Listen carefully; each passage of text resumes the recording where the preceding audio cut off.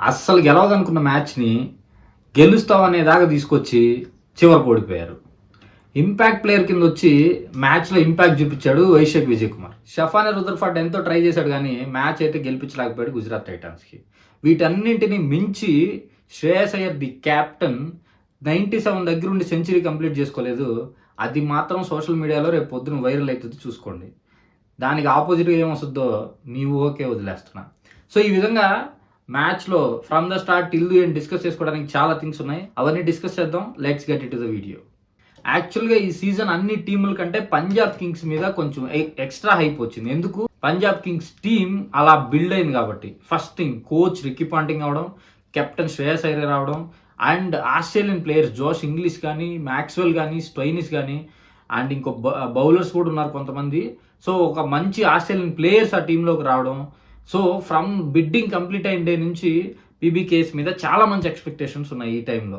So అలాంటి ఒక team first match ఈ ఎడిషన్‌లో మంచి హైప్ అయితే ఉన్నింది. దట్ టూ అహ్మదాబాద్ పిచ్ కాబట్టి బ్యాటింగ్ అనుకూలించే పిచ్. నీ దగ్గర బౌలింగ్‌లో సత్తా ఉంటే ఖచ్చితంగా చేజ్ చేయగలవు, డిఫెండ్ చేయగలవు. రెండిటికి అవకాశం ఉంది. సో అలాంటి ఒక మ్యాచ్ అండ్ గుజరాత్ టైటాన్స్ లాంటి టీమ్‌తో మంచి వండర్‌ఫుల్ మ్యాచ్ అయితే జరిగింది. స్టార్టింగ్ టాస్ గెలిచిన శుభ్మన్ గిల్ ఫీల్డింగ్ అయితే తీసుకున్నాడు. బికాజ్ అహ్మదాబాద్ పిచ్‌లో చేజింగ్ అనేది కొంచెం ఈజీ. ఫ్రమ్ మెనీ ఇయర్స్ మనం చూస్తూనే వస్తున్నాం. సో అదే అడ్వాంటేజ్ అనుకున్నాడో ఏమో తెలీదు గానీ శ్రేయస్ అయ్యర్ మాత్రం తన స్ట్రెంగ్త్ ఏందో ప్రూవ్ చేసుకోవాలి. కేకేఆర్ నుంచి బయటకు వచ్చిన తర్వాత అద్భుతమైన ఛాంపియన్స్ ట్రోఫీ ఆడాడు. అదే ఫామ్ కొనసాగిస్తూ ఈరోజైతే ఆల్మోస్ట్ సెంచరీ కొట్టాడనే చెప్పాలి. చేతిలో సెంచరీ పెట్టుకుని ఒక సెల్ఫ్‌లెస్ క్రికెటర్‌గా, సెల్ఫ్‌లెస్ కెప్టెన్‌గా కూడా అవతల శశాంక్ సింగ్‌కి తను చెప్పిన మాట, నీ షాట్స్ నువ్వు వాడు. అది బౌండరీ గానీ, 6 గానీ, సింగిల్ గానీ లెట్స్ టేక్ దట్ అనే విధంగా ఎంకరేజ్ చేయడం. శశాంక్ సింగ్ లాస్ట్‌లో 5 బౌండరీలు కొట్టి లాస్ట్ ఓవర్ స్కోర్ అయితే 242 ఒక మ్యామ్మూత్ స్కోర్‌కైతే తీసుకెళ్ళాడు. సో ఇంత మంచి ఇన్నింగ్స్ జరిగింది ఫస్ట్ ఇన్నింగ్స్‌లో. అండ్ స్టార్టింగ్ మనం పవర్ ప్లే నుంచి తీసుకుంటే ఓపెనర్స్ ప్రభ్ సిమ్రాన్ గానీ, ప్రియాన్ష్ ఆర్య గానీ ఒక మంచి స్టార్ట్ అయితే ఇవ్వడానికి ట్రై చేశారు. బట్ ప్రభ్ సిమ్రాన్ అవుట్ అవ్వడం అండ్ ప్రియాన్ష్ ఆర్య ఒక వండర్‌ఫుల్ డెబ్యూట్. నిన్న ఆల్రెడీ విప్రస్ నిగమ్ గురించి మాట్లాడుకున్నాం. ఈరోజు ప్రియాన్ష్ ఆర్య. ఒక్కొక్క మ్యాచ్‌కి ఒక్కొక్క ఆణిముత్యాలు బయటకొస్తున్నారు. సో ఇంత మంచి బెంచ్ స్ట్రెంగ్త్ బిల్డ్ అవుతుంది ఇండియాకి. అది ఇంకో గుడ్ న్యూస్ అనే చెప్పాలి. అండ్ ప్రియాన్ష్ ఆర్య ఈరోజు ఆడిన ఇన్నింగ్స్ మాత్రం మొత్తం ఆల్మోస్ట్ 90% స్కోర్ బౌండరీలోనే కొట్టేశాడు.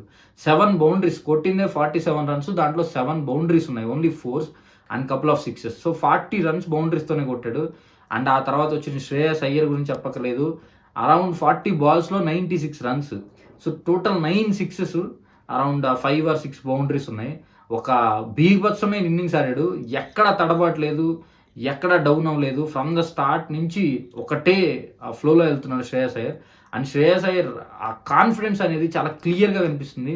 ఎప్పుడైతే కేకేఆర్‌లో నాకు కోరుకున్నంత credit or the deserved credit I didn't get అనే ఒక ఉద్దేశంతో బయటకొచ్చాడో అప్పటి నుంచి శ్రేయస్ అయ్యర్‌లో గ్రిట్ అండ్ కాన్ఫిడెన్స్ అండ్ ఆ కసి చాలా పెరిగింది. అది మనం ఛాంపియన్స్ ట్రోఫీలో ఆల్రెడీ చూసాం. ఈ మ్యాచ్‌లో ఇంకా క్లియర్‌గా కనిపించింది.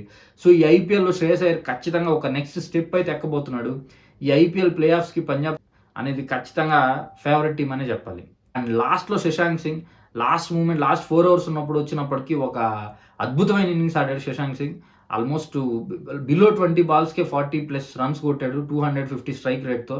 అండ్ లాస్ట్ ఓవర్ అయితే ఆ 5 బౌండరీస్ వండర్‌ఫుల్ షాట్స్ అన్నీ. సో ఆ విధంగా వాళ్ళు ఒక 240 స్కోర్ నమోదు చేశారు. గుజరాత్ బౌలింగ్ విషయానికొస్తే సిరాజ్ అయితే కమ్‌బ్యాక్‌లో ఏ పెర్ఫార్మెన్స్ లేదు. చాలా ఎక్స్‌పెక్ట్ చేసాం మహమ్మద్ సిరాజ్ నుంచి. కానీ ఏం అంతైతే ఆకట్టుకోలేదు. పవర్ ప్లేలో బౌలింగ్ బెటర్‌గా ఏసాడు. బట్ వికెట్ అయితే తీసుకోలేకపోయాడు. అండ్ ఆ తర్వాత లాస్ట్ ఓవర్ సిరాజ్‌ని చాలా వర్స్ట్ బౌలింగ్ ఏసాడనే చెప్పాలి. అందుకే శశాంక్ సింగ్ అద్భుతంగా ఆడాడు.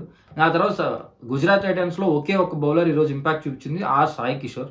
చాలా రోజుల తర్వాత మంచి ఆపర్చునిటీ వచ్చింది సాయి కిషోర్‌కి. వచ్చిన ఆపర్చునిటీని ఇమ్మీడియేట్‌గా యుటిలైజ్ చేసుకున్నాడు.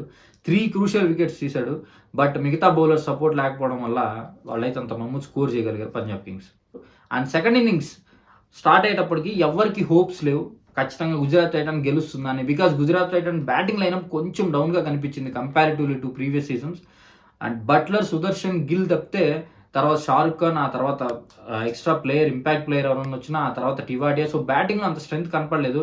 బట్ స్టిల్ గిల్ ఆడినంత సేపు చాలా దూకుడుగా ఆడాడు. 30+ రన్స్ కొట్టి అవుట్ అయ్యాడు. గిల్ అవుట్ అయిన తర్వాత కూడా బట్లర్ అండ్ సుదర్శన్ ఒక మంచి పార్ట్నర్‌షిప్ బిల్డ్ చేశారు. అండ్ స్కోర్ అయితే ఒకే కాన్స్టెంట్ రన్ రేట్‌లో వెళ్తూ ఉంది 10+. సో ఆల్మోస్ట్ 14 ఓవర్స్కి వాళ్ళు ఒక మంచి స్కోర్కి అయితే వచ్చారు 150 రన్స్కి. సో లాస్ట్ 5 ఓవర్స్లో జస్ట్ 70 రన్స్ కొట్టాలి. That is not a big task at all. Not even 70, I think 60లోనే ఉన్నాయి లాస్ట్ 5 ఓవర్స్లో. అది అసలు బిగ్ టాస్కే కాదు. గుజరాత్ ఈజీగా గెలుస్తుంది అనే మూమెంట్కి వచ్చేసింది. ఆ టైంలో వచ్చాడు మన ఇంపాక్ట్ ప్లేయర్ వైశక్ విజయ్ కుమార్. నిజంగానే ఇంపాక్ట్ ప్లేయర్, ఆ పేరు ఏం మొత్తాన్ని పెట్టారో కానీ వైశక్ విజయ్ కుమార్ ఈరోజు ఇంపాక్ట్ ప్లేయర్ ఇంపాక్ట్ ఎందుకు చూపించాడు. చేతిలో ఉన్న మ్యాచ్ని గుజరాత్కి తీసుకొచ్చి పంజాబ్ చేతిలో పెట్టాడు. 2 అద్భుతమైన ఓవర్లు వేసాడు. 5 రన్స్ అండ్ 6 రన్స్ అనుకుంటా ఫస్ట్ 2 ఓవర్స్. థర్డ్ ఓవర్ కొంచెం ఎక్స్పెన్స్ అయ్యాడు 18 రన్స్. బట్ స్టిల్ అప్పటికే మ్యాచ్ ఆల్రెడీ పంజాబ్ చేతిలోకి వచ్చేసింది. సో ఆ విధంగా మ్యాచ్ ఆ సైడ్ నుంచి ఈ సైడ్కి తిప్పేశాడు impact player Vyshak Vijay Kumar. So ఆ మధ్యలో బౌలింగ్ చేసిన వాళ్ళు కూడా మార్కో జాన్సన్ కానీ, హర్షదీప్ సింగ్ కానీ, సో వాళ్ళు first 10 overs or first 13 overs match అంతా గుజరాత్ సైడే ఉన్నింది. లాస్ట్ 6-7 ఓవర్స్ కంప్లీట్గా స్లోగా పంజాబ్ సూపర్ కింగ్స్ తిరుగుతూ వచ్చింది. అండ్ మ్యాచ్ లాస్ట్లో బై 11 రన్స్ గెలిచారు కూడా. ఇంకా జీటీ బ్యాటింగ్ విషయానికి వస్తే, యాజ్ ఐ సెడ్, సుదర్శన్ ఒక అద్భుతమైన ఇన్నింగ్స్ ఆడాడు. అరౌండ్ 60+ రన్స్ కొట్టాడు. అండ్ బట్లర్ కూడా ఒక మంచి ఇన్నింగ్స్ ఆడాడు, 50 చేశాడు. అండ్ లాస్ట్లో సపోర్ట్గా వచ్చిన ఇంపాక్ట్ ప్లేయర్ రూదర్ఫర్డ్ కూడా చాలా బాగా ఆడాడు. స్టార్టింగ్ ఫస్ట్ అరౌండ్ 10 బాల్స్కే 20+ రన్స్ కొట్టాడు మంచి స్ట్రైక్ రేట్తో. బట్ ఎప్పుడైతే వైశక్ విజయ్ కుమార్ బౌలింగ్ స్టార్ట్ చేశారో అప్పటి నుంచి రూదర్ఫర్డ్కి బాల్ పిక్ చేయడానికి అర్థం కాలేదు. చాలా మంచి వైడ్ యార్కర్స్ చేశాడు వైశక్ విజయ్ కుమార్. చాలా బాగా బౌలింగ్ చేశాడు కాబట్టి రూదర్ఫర్డ్ వాటిని పిక్ చేయలేక కొంచెం తడబడ్డాడు. ఒక 2 ఓవర్స్ స్కోర్ ఎప్పుడైతే డౌన్ అయింది ఆటోమేటిక్గా రిక్వైర్డ్ 120కి వెళ్ళిపోయింది. సో ఇంకా దాన్ని పట్టుకోవడం కష్టం అనిపించింది. అందుకే మ్యాచ్ ఓడిపోయారు. ఇంకా పంజాబ్ బౌలింగ్ విషయానికి వస్తే, as I said, first 13 overs బౌలింగ్లో అంత గొప్పగా ఏం కనిపించలేదు. హర్షదీప్ సింగ్ నుంచి Marco Jansen almost 7 bowlers use చేశారు శ్రేయస్ అయ్యర్ అప్పటికే. సో స్పిన్నర్స్లో చాహల్ అండ్ మ్యాక్సీ, చాహల్ కూడా ఏమంత ఇంపాక్ట్ చూపించలేదు.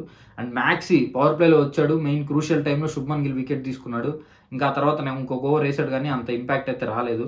బట్ ఎండింగ్లో వైశక్ విజయ్ కుమార్ స్టార్ట్ చేసిన తర్వాత మ్యాచ్ టర్న్ అయింది. ఆ టర్న్ వల్ల గుజరాత్ టైటన్స్ ఓడిపోయింది, పంజాబ్ కింగ్స్ గెలిచారు. సో దట్స్ ఇట్, సింపుల్గా చెప్పాలంటే. That's it about the video guys. Me opinions ఏమైనా ఉంటే కమెంట్స్లో షేర్ చేయండి. Thanks for watching my video. Please like, share, subscribe to Crick stories. Thank you.